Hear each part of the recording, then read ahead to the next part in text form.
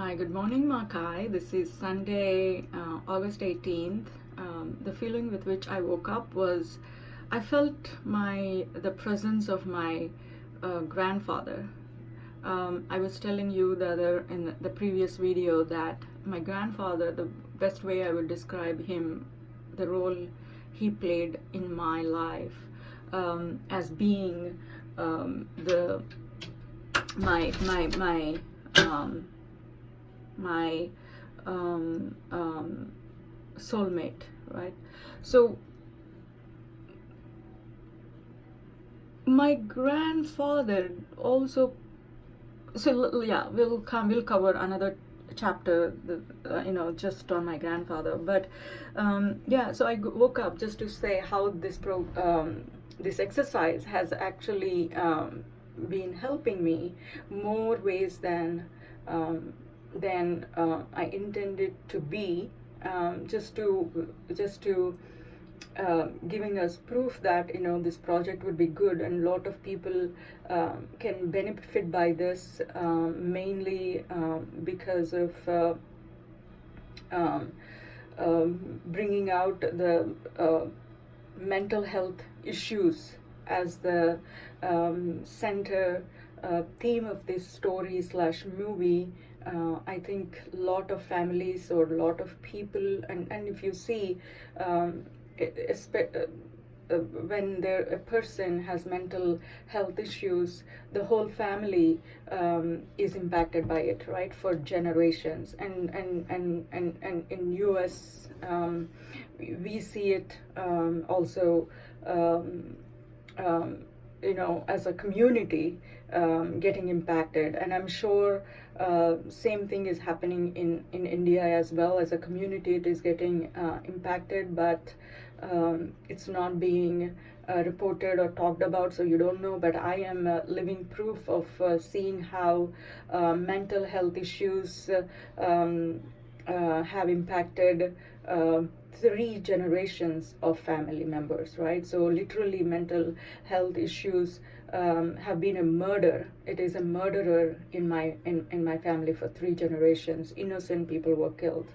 So and when you think about US, the way I hear about mental health issues that being covered every day is through these mass shootings I see. And most of them, I wouldn't say all of them, but most of them, these shooters, for no rhyme or reason, going and shooting people. Just the only logical explanation people were able to come and give is their past, which is showing that they had mental health issues. So I think this is the new, if AIDS was the biggest challenge of our society at certain times, and then I think even now, for now, even cancer is still the biggest mm, you know um, um, demon, or whatever you call it, that as a society we're trying to come to terms with it, or basically to figure out how to solve it. I think now the mental health is the new problem for the society. And I'm sure mental health has been an issue throughout history, right? I'm sure, even for Hitler, it was said. I read his um, um, I don't think it's a biography, but basically his life story. I read, and it's at the end, the psychoanalysis part. Kind of like shows, he has mental health issues. It seems his hand. I think he was bullied as a kid, and he was. Um, he was bullied as a kid, and then his hand, I think he has a problem with one of the hands. I read it a long time back when I was in long, not definitely not in the recent. I read it probably 20 years ago, so I don't know the details, but I don't remember the details, details, but the gist of it, kind of from a psychoanalysis standpoint. um, uh, he was bullied as a kid, and he had problem with one of his hand, so he had to hide that hand all the time. um, and the point I want to bring out about that is, typically people, when you go and analyze these psychopaths, or the pattern, psychopaths, or those people that go and cause harm to people that are directly not causing any harm to them, right? So that is the I would give, even though there might be a more accurate scientific definition for that. They go and cause pain to and harm to people that are not causing pain and harm to people. So how do you protect from those people, right? You cannot protect yourself, because they can come randomly at you at any place. So yeah, one of the patterns about a psychopath from my readings is that they have they have ego issues, not in the form of, like, let's say Trump. Okay, Trump is okay. I'm the I'm great. I'm good. I know this everything. So he is like really being able to express like whatever he thinks he is, right, without fear, and he is able to find a place for himself in the society. So for the psychopaths, I find is, as a child, there is definitely some form of suppression that they experience, and they couldn't find a way to find identity in the society as a child, right? I think in my brother's case, since I know most of the facts, right, because I was with him until I was 16 years old, and that means he was 15 years old. So I am like his witness until those years, as much as a child of my age could absorb. So I could watch he had mental health issues. It's not just about the psychopathic behavior of a man trying to dominate women, or trying to be like take advantage of, like, people. It's not just that. I wish I could say that, even though it's that is how it exhibits itself, right? But there are all these signs. He used to bedwet. So one of the things I used to hear every day growing up, is like, oh, today also you have wet your bed. Every day he wets bed, right? Like, I think there is a certain age at when a child should stop controlling bedwetting. But he went past that age to the point, until, because I left, let's say, my home for education when I was 17. He was 15, and still it was the case. He was wetting the bed. I do not know, probably these conversations and this more, delving little bit more thought into it might get me more better answers or more clarity around this, or I learn more than what I already know about this topic. But potentially, it could be also like masturbating, right? So what I'm trying to say is, I don't know if it was about in the sleep not knowing, and then involuntarily the body is just, he's not able, because typically controlling bowel movements, and those are, after a certain age, they come to a conscious level. So that's why, I need to go to the bathroom, so I have to control, I should go, right? I do not know if his bedwetting was like, that conscious connection was lost, doesn't have, it's not developed, or it was he was masturbating, and then so that's how he was bedwetting, right? um, but regardless, the point I want to bring about this is, if he was bedwetting because of his body or the brain malfunction, he's still a victim, right? He's a victim, and he needs and or he was masturbating and then he is wetting the bed at that young age, and up till 15, which you should not be, at least you want to not do that on a bed, right? Because then the mother has to clean, and all of this without hiding. He's not even trying to hide it. It shows again, he must have gone through some sexual abuse as a child himself, right? So so either way, I see, from what I know, he could have been also a victim, mainly because I have seen certain of these behaviors right from his very, very young age. And I also maybe already mentioned, if I've already not mentioned, I would take him and drop him at school, and on the way back, he'll have only one shoe. I take him, in the morning with two shoes, and then he's back. When I pick him up, there is only one shoe, or his tiffin box is lost, or his bag is lost, and this is not, once in a blue moon day, once in a blue moon, or once in a year, some exceptions. It's actually, that is more of a consistent behavior. So even if I go about saying as an adult, he shouldn't have done this, he's acting psychopathic, but I do want to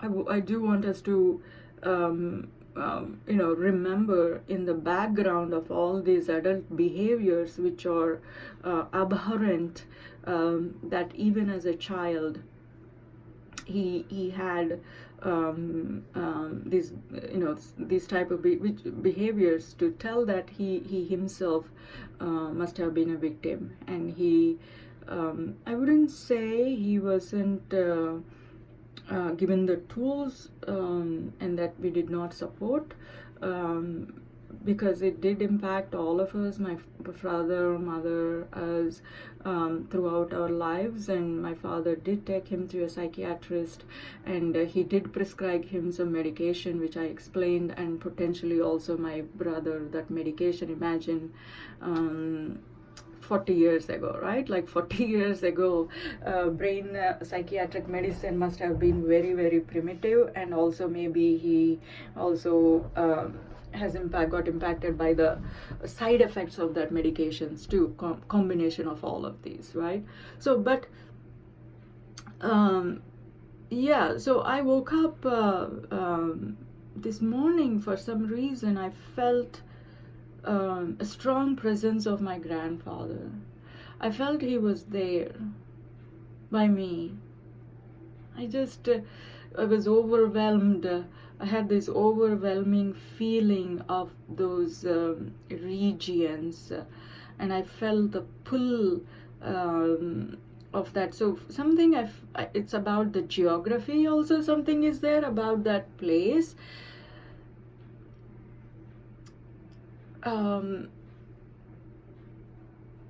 Now I am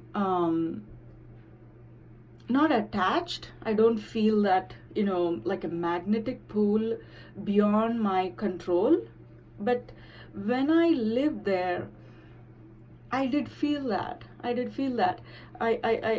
think I got really saved myself. Obviously, I was saving myself throughout my life, right? Even the fact that I left that place, using education, to leave that whole state. I went to the new state.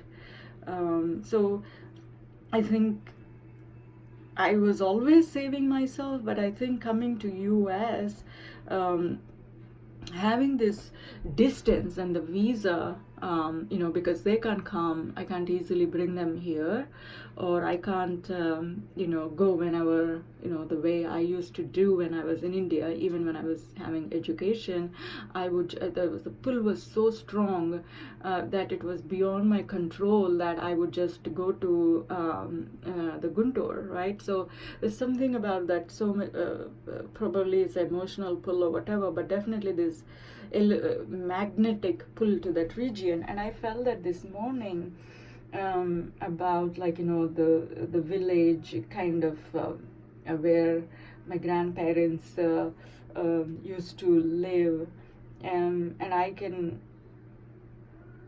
the only explanation I can give is that I think my grandfather's spirit was there with me this morning.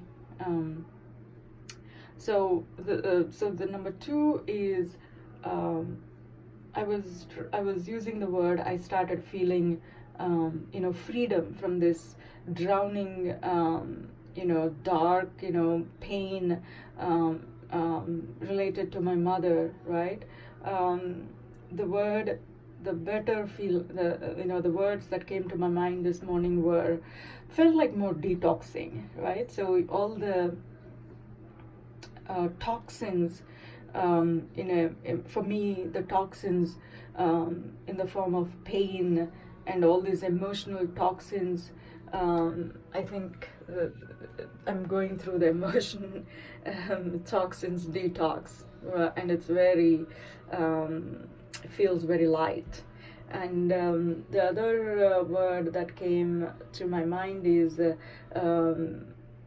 healing. All these are wounds hurting me, the wounds that are causing me so much pain, and I feel the pain lessening. That means basically I'm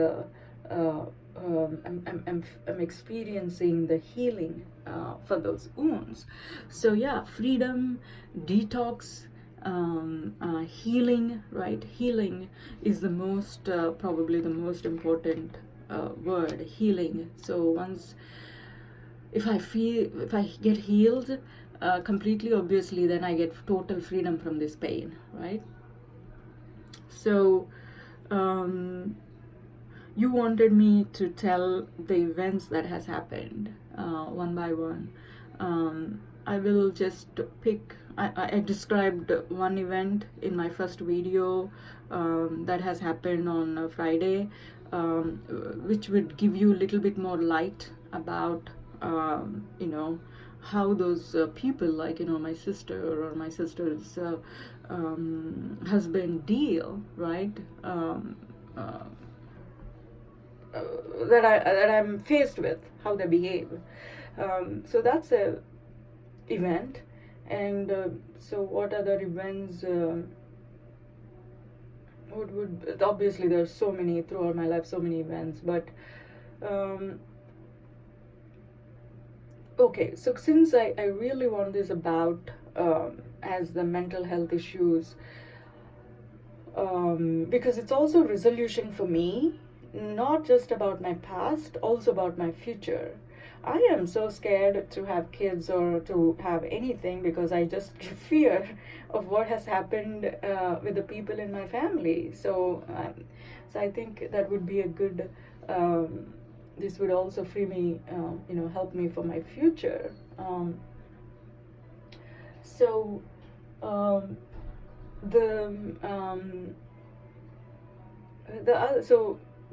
and that's why I want to have feel like grapple that I have tools to deal with when I'm faced with mental health issues, people around me.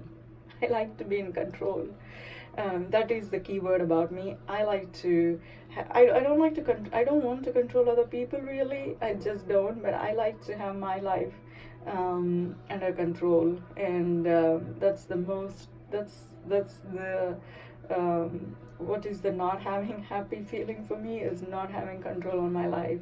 What is the happiest what gives me the most happiness in my life is the having control on my life. I don't because I have seen poverty, I have seen wealth, and directly me having access to things that I would not have had as a child, and also obviously through people around me.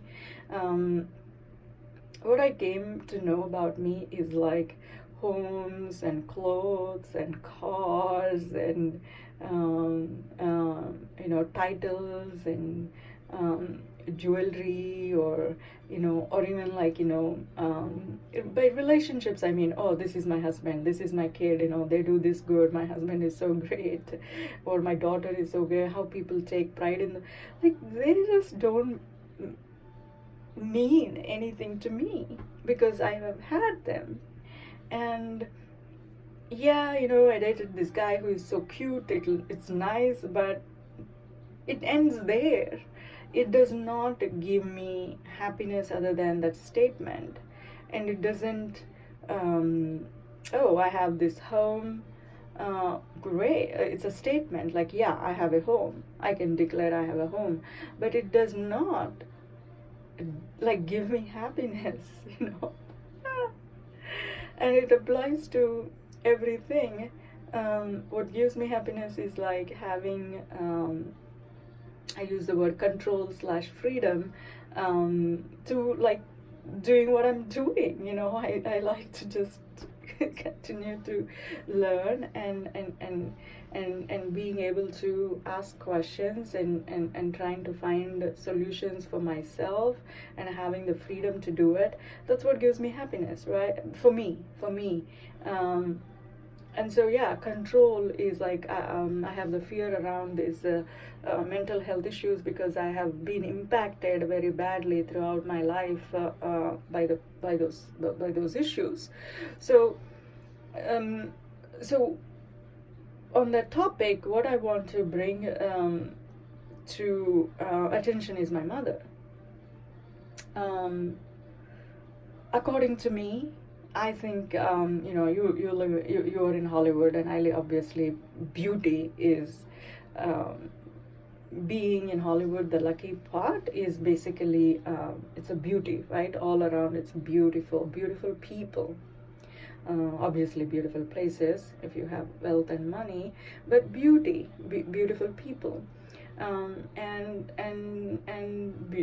Yeah, I think there is a lot of healing, even though beauty can be like negative and all of those, but beauty also I think is very healing for the brain. That symmetry, something so clean, it just gives very calming to the brain. So I would consider being surrounded by beautiful people as a privilege from that angle. Because it really gives structure and order and soothing feeling to your brain. So yeah, having like seen like the most beautiful people all around, yeah, I would still consider my mother is the most beautiful person that I have ever seen in my life, my mother. So that's how, I don't know, maybe it's I don't know what would it be called, Oedipus. I think if a girl likes his father, there are some names to it from Sigmund Freud. But I don't know if a girl idealizes the beauty of a mother, what it is called. I'm sure Sigmund Freud came up with some terminology. I should look up about that. So I consider still like my mother to be the most beautiful person I have ever seen on the earth.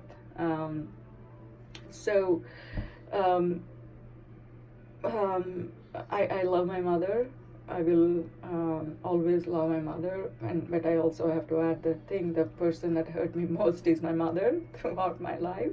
Nobody ever caused me pain. It's all the pain that was brought into my life was my mother, but I have no complaints about that. I also feel like everything I have is because of my mother. Even today, to be able to enjoy this exercise, this is such a fun for me, and I find that this is such a privilege to be able to do this. I give it I would credit it back to my mother, because this body, like, if I say my grandfather or everything, education, it's all, I got it, from my mother, right? As a child, you can't do things for yourself. Yeah. So yeah, so I would always love my mother, and I also think that my mother is a victim. um, and we can go to the victim part, because that would be a big topic in itself, because there is a lot of the way I see my mother from a victim angle is me. I think it's a reflection of me as a woman. Me being a woman, and my struggles of being a woman in the society, um, trying to free myself from all the shackles of the society that that are put on a woman, right? So I definitely have a sympathy towards my mother, as she is a female. And then, so when I talk about her as a victim, that would be